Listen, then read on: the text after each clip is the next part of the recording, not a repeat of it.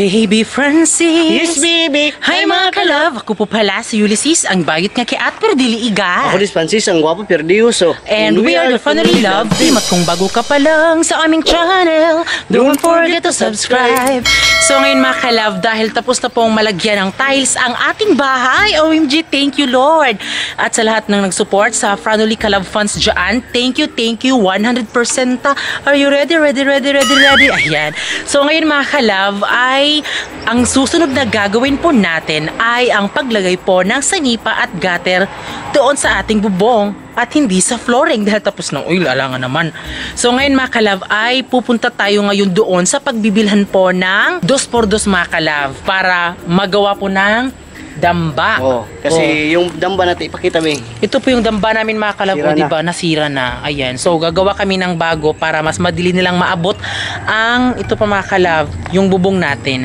So ngayon mga kalab ay bili na tayo. So ngayon mga kalab ay andito kami sa pagbibilhan po ng 2x2 dahil gagawing damba mga kalab. So yung ano sana namin mga kalab, yung gagawing damba ay yung kawayan sana pero malayo pa kasi siya mga kalab. Kailangan pa siyang puntahan doon sa malayo. Pero dito na lang mga kalab dahil medyo malapit na lang man siya pero medyo may pagkamahalan talaga. Pero okay lang. Diba at least para matapos na po yung ating gutter. Ayan. So thank you po kay Sir Butch dahil siya po yung nagbigay sa amin ng sanipa at gutter mga kalab. Kaya ngayon po namin siya na mga kalab na pagawa dahil mas inuna namin yung tiles, diba? Kaya ngayon mga kalab ay gagawin na po yung sanipa at gutter.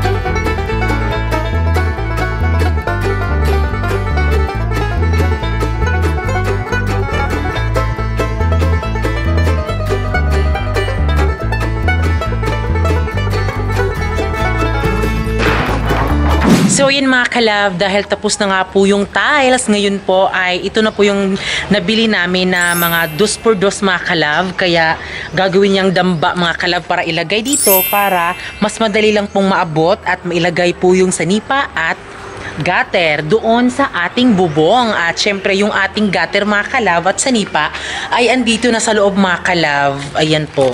Ito po yung ating gutter at sanipa. Ayan, so thank you kay Sir Butch dahil siya po yung nag-sponsor ng gutter at sanipa and then also yung color roof mga kalab. So thank you Sir Butch. Ayan po. So ayan mga kalab, kahapon po kami nakabili po ng 2x2 at sa ngayon mga kalab ay bumalik kami dito sa bahay dahil nagpapatrabaho, ipagpapatuloy po at kung napansin nyo po sa likod ay nailagay na po ang damba. So ngayon mga kalab ay pupunta po tayo doon sa pagbibilhan po ng rivets mga kalab. So pupunta tayo doon dahil gagamitin po yung rivets mga kalab para po pang siguro ipako siguro yan sa sanipa at sa din mga kalab. Sa gutter. Sa gutter. Yan po ay pangsilbing para hindi matanggal yung gutter. Bibili din po tayo ng aluminum alloy hand retriever po. So ayan mga kalab, punta na po tayo para makabili na po tayo ng mga gamitin po sa sanipa at sa gutter. So let's go.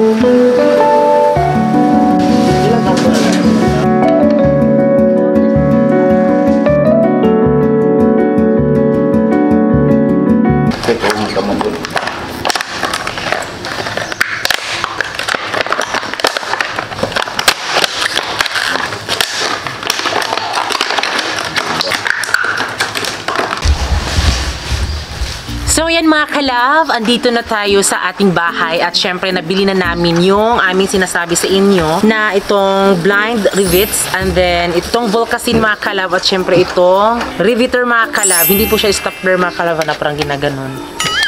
So ito po mga kalab, kibali ano siya, parang ito pa po mga kalab. Ito po yung ano mga kalab, blind rivets mga kalab. Ito po yung laman, ayan. So ibig sabihin niyan mga kalab ay dito siya mga kalab, parang ilalagay siya dito para ano siya dito mga kalab. Pag ganon. So yun po yung, ito po yung binili namin mga kalab. So sa ngayon po mga kalab, ang ginagawa po nila, parang ina-assemble talaga yung sanipan natin mga kalab at yung gutter. Ayun po.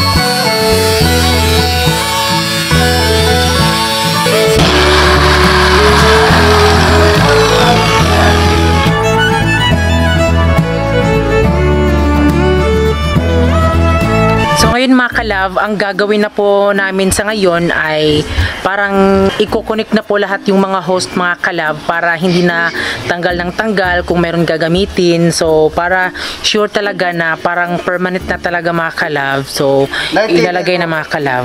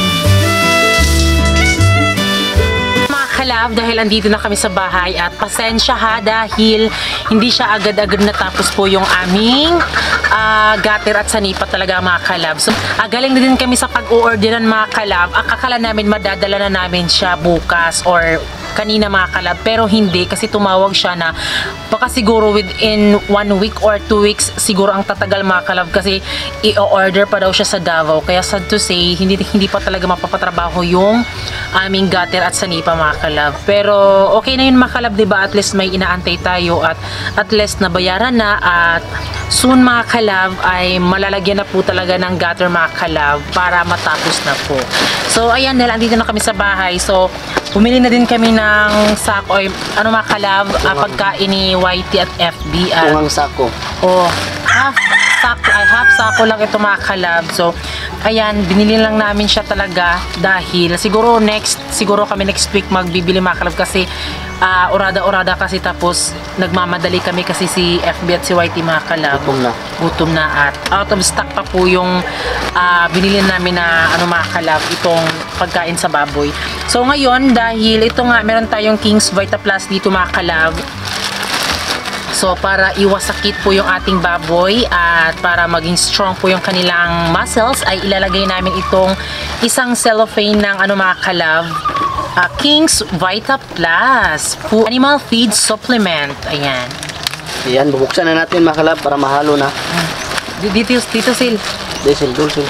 Yan, ihahalo namin mga kalab yung King's Vita Plus. Ayan. Pwede nyo pong anuman mga kalab, gamitin nyo po sa inyong mga baboy. Diba? Pwede din sa ano mga kalab, sa bagong anak na baboy mga kalab, yung mga bibig. So, ihahalo na po mga kalab. Kakalunod po siya mga kalab para mag-mix.